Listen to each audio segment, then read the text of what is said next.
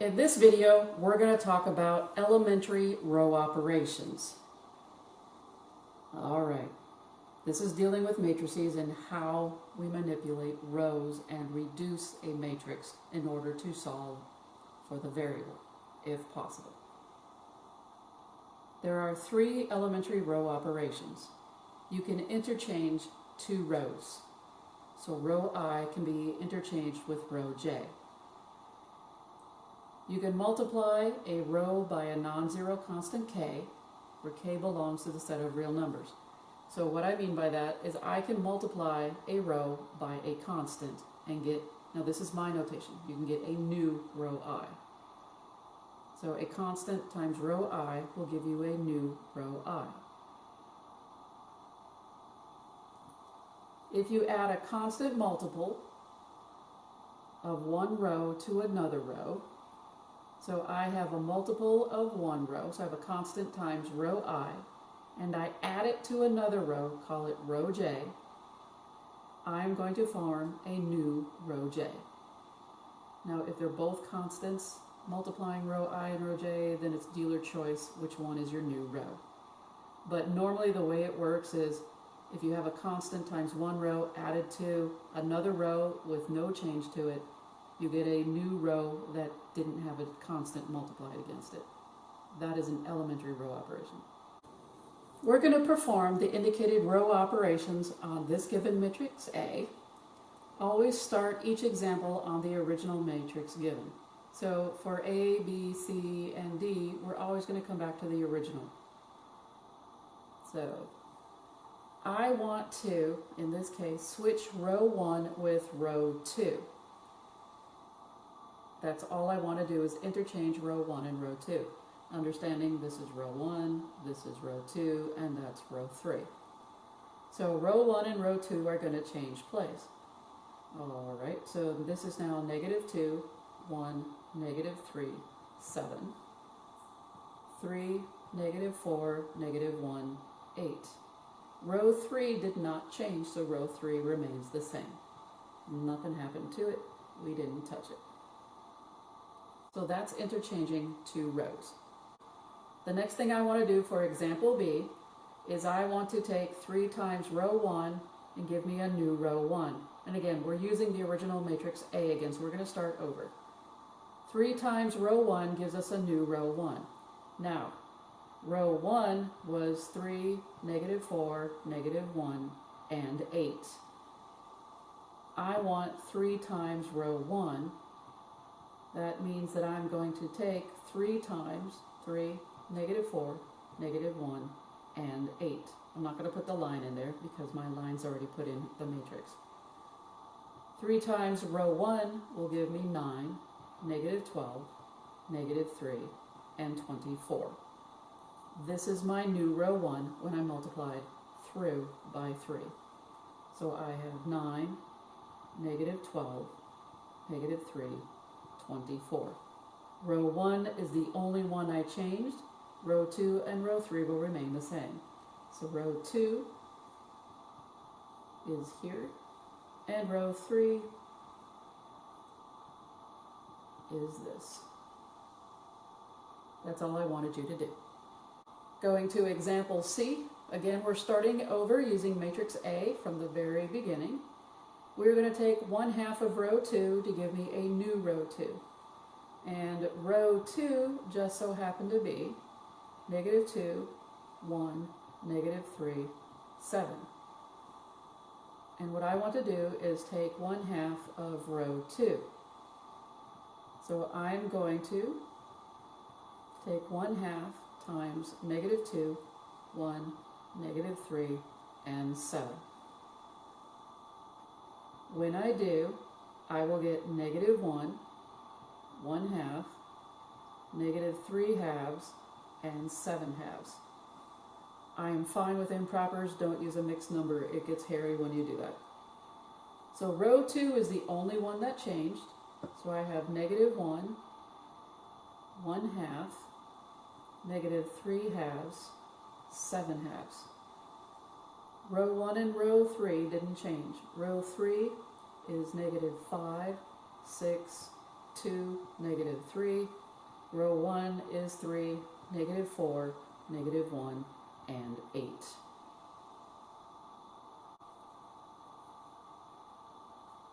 All right, this is where we're now going to get involved. This is where we're going towards. So I want row 3, and I'm going to add it to 3 times row 1. Now row 3 was negative 5, 6, 2, negative 3. And I want to take 3 times row 1. Understanding that row 1 was 3, negative 4, negative 1, and 8. 3 times row 1 is going to give us 9, negative 12, negative 3, and 24. Now, what I'm going to do with this, since I wrote row 3 here, I'm going to put 3 times row 1 here. This was on the side just to show you what row 1 was. But 3 times row 1, and again, we're adding these two together, so this is the way I always do it. Here's row 3. And 3 times row 1 was 9, negative 12, negative 3, 24. I'm going to add these together. Understand that you're going to be dealing with the signs of the numbers. So I have 4, negative 6, negative 1, 21. This is my new row 3. Again, since I multiplied this row by a constant and not this one, then this one becomes the new row. So we have 4, negative 6, negative 1, 21. Row 2, didn't touch it. Negative 2, 1, negative 3, 7. Row 1, understand, I manipulated it only to help me with row 3. Row 3 is the only one that changed. Row 1 remains the same. It was just used to help us out. And that is row 3 plus 3 times row 1, giving me a new row 3. Let's do this again. We have row 2. Row 2 was negative 2, 1, negative 3, 7. Row 1 is 3, negative 4, negative 1, 8. I want negative 2 times row 1. That's going to give me negative 6, 8, 2, negative 16. So negative 2 row 1, I'm going to be adding row 2 and row 1 together. So I'm going to be adding them here. Negative 6, 8, 2, negative 16. I'm going to be adding these together, just using the signs to tell me how to work it. So I have negative 8, 9, negative 1, negative 9. This is my new row 2. Row 1 did not change, it was used to help us, so it still remains 3, negative 4, negative 1, and 8. Row 2, this is what we wanted as a new row 2. We have negative 8, 9, negative 1, negative 9. Row 3 also didn't touch it. 4, negative 6, negative 1, 21. Again, we only wanted a new row 2. We had to use row 1 to manipulate it, but all I wanted was a new row 2. This just helped us give us a new row 2. Row 1 did not change. Whatever is your new row, that is the only thing that will change in the matrix. Let's have a little bit of fun. How do you change a system of equations into an augmented matrix? Now it is a system and it has an equal sign, so therefore this is my equal sign. I put it in, your book will not. How does this work? Now I had you in chapter 1 set it up so that this is ax plus by plus cz equals d. D was your constant terms. Your constant terms go in this column. This is your row 1, that's your row 2, and that's your row 3. Don't switch it all around because you're going to give yourself a holy headache when doing that. So row 1 ended up with a 12, and row 2 was a negative 4, and row 3 had a negative 1. Now I'm putting those in there because those are the easy ones. So Whatever it equals for the constants go here for row 1, row 2, and row 3. How do you put in everything else? Well, you see how we set it up with x sub 1, x sub 2, and x sub 3. Well, it turns out, I left with a lot of room, so here's your x sub 1, x sub 2, and x sub 3 column. Let me circle those. I'm just going to circle my x's, my variables. And of course, anything that doesn't have a coefficient is really 1. This is your x sub 1 column, this is your x sub 2 column, and this is your x sub 3 column. Again, this is row 1, row 2, row 3, better known as equation 1, equation 2, equation 3. So we can do the following. You can do it in rows. Since this is the x sub 1 column, just follow the numbers. -2, 5, 6, -1, -7, -2, -3, 1, -9. So one more time. This column represents x sub 1. This column represents x sub 2. This column represents x sub 3. And yes, your numbers contain the sign that's in front. That's all there is to it. Let's look at another example. Say I give you 5x sub 1 minus 4x sub 2 plus 3x sub 3 equals 7. I got -3x sub 1 plus x sub 2 minus 6x sub 3 equals 9. And I've got 4x sub 1 plus x sub 3 equals 8. Now you notice right now I'm missing an x sub 2. Not a problem. Alright, if you want to, you could rewrite this as 4x sub 1 plus 0x sub 2 plus x sub 3 equals 8. That way you've got your x sub 1, x sub 2, x sub 3 value. So if you wanted to rewrite the whole thing, you're more than welcome to do so. And believe it or not, it makes life a lot easier when you check. So for me, I always rewrite it because I know myself and I like a quick check. So I have my x sub 1's lined up, my x sub 2's lined up, and my x sub 3's lined up, and all of my constants on the equal side. What I normally do when I set up my matrix, 3 rows, okie dokie, and I do the first row. I have 5, -4, 3, 7. Understanding that this is the x sub 1 column, this is my x sub 2 column, and this is my x sub 3 column. So -3x sub 1 plus 1x sub 2 minus 6x sub 3 equals 9. 4x sub 1 plus 0x sub 2 plus 1x sub 3 equals 8. Yes, I do need a placeholder. There has to be a number in every single spot. You cannot leave it blank. This is the way that I roll. I usually do row. You can do columns if you line it up correctly, which is why I rewrote it. Because if you went straight down and you went -4, 1, 1, you would have gotten this problem wrong. You have to be very careful on the way that the book does it with the subscripts. You have been warned. Nudge, nudge, wink, wink, exam. Now, let's go backwards.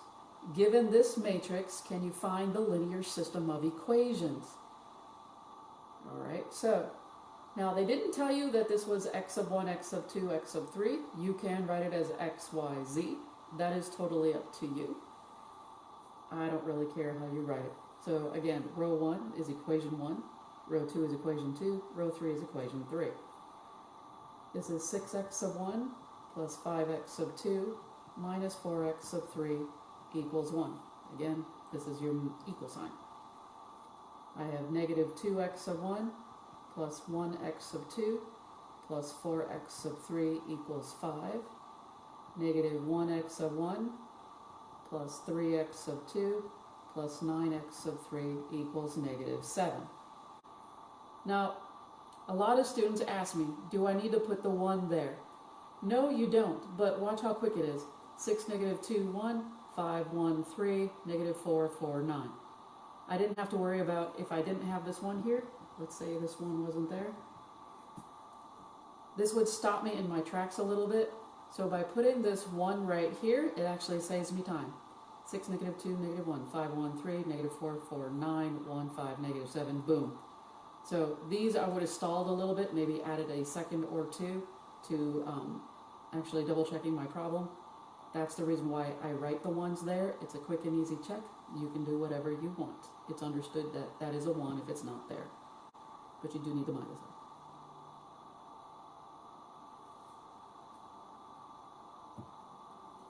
If we were to do another example, no, let's not do another example. Let's just call that good. I'm only going to go over one problem about this. I am not a fan of back substitution, although I do know that I gave you some of that for your homework. But the majority of this class is going to be what's called Gauss-Jordan. So we're going to use Gaussian elimination, back substitution, to solve the system using row operations. Now, it's not using row operations per se because this is an easy back substitution. I gave you this matrix. Ooh, I left one out. Let's call it 2 since I don't know what that is. I have a 3 by 3 matrix right here as far as just this side. If I talk about the whole thing, which is the size or the dimension of this matrix, this is a 3 by 4. Because you do count this side. Now, officially, one more time, this is a 3 by 4 matrix. This is a rectangular matrix because it is not square. To use back substitution, first thing that I'm going to need is some variables. You can consider this column 1 as x or x sub 1. You can call this column 2 as y or x sub 2. And this column 3 as z or x sub 3, since they did not define it for you. So whichever one you want to define it, whether it's this one or this one, that's totally up to you. Hopefully you remember back substitution. If you look at row 3, it says z equals negative 4. It's already solved for you, so you solved z. So you're going to take this z equals 4 and plug this value into row 2, into this guy right here, the 5 fours. So row 2 is 0x plus 1y plus 5 over 4z, which equals negative 6.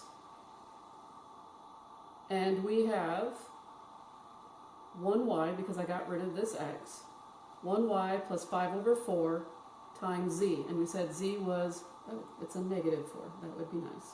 A negative 4, which equals a negative 6.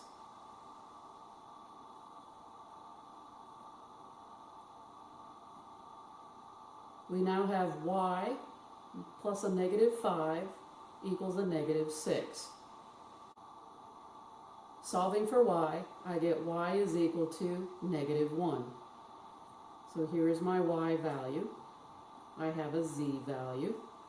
Now I'm going to take these two values and plug them into row 2 for the y and the z accordingly. Sorry about that. That may have been cut off. So we got y equals negative 1. One more time. We're going to plug in y equals negative 1 and z equals negative 4 into row 1 variables for y and z. Let's look at row 1. Row 1 is 1x minus 1y plus 3z equals 2. We said y was a negative 1, and we said z was a negative 4. So x plus 1 minus 12 equals 2. We get x minus 11 equals 2. X equals 13. What you have are x, y, and z values. So let's put this in terms of a point. X, y, z, this is our point that is generic. Plugging in our numbers as substitution, we get 13, negative 1, and negative 4. So this is a consistent system because we got a point. We got values for x, y, and z. If it's a consistent system, you have one solution. You got one point, and that let's go and do what I'm asking for. What is the solution notation? 13, negative 1, 4. So the reason you have one solution is because this is where these planes meet. They meet here at this, you could call it a line. In essence, when three planes meet, it is a line. If this was 2D, this would have been the point at which they intersect. So you have a consistent system of one solution. That one solution, the solution notation, is the point 13, negative 1, negative 4. This is back substitution. Hopefully you remember how to do this. I'm never going to do another example of back substitution because we just don't use it in this class. Hasta la pasta. I'll see you on the flip side.